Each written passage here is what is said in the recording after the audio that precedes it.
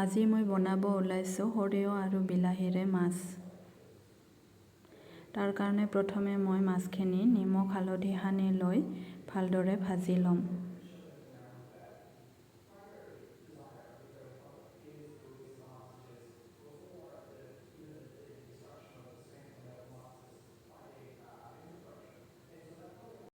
এতিয়া বিলাহী, আদা, নহৰু, জলকীয়া, পিঁয়াজ এই গোটেইখিনি মিক্সাৰ গ্ৰাইণ্ডাৰত দি পেষ্ট এটা বনাই ল'লোঁ।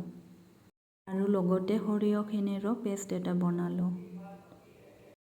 এতিয়া মাছ ভজা তেলতে শুকান জলকীয়া এটা দি বিলাহী, আদা, নহৰুৰ পিঁয়াজৰ যিটো পেষ্ট বনাইছিলোঁ সেইটো দি দিলোঁ।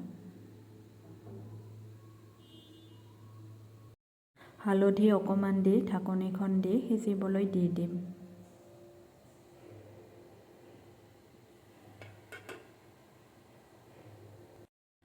অকণমান পিছত ঢাকনিখন আঁতৰাই সৰিয়হৰ পেষ্টটো দি দিলোঁ।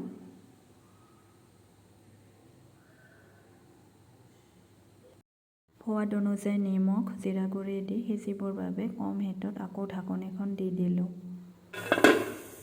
গৰম পানী দি উতলিবলৈ দি দিলোঁ আৰু লগতে ভাজি থোৱা মাছখিনিও দি দিম।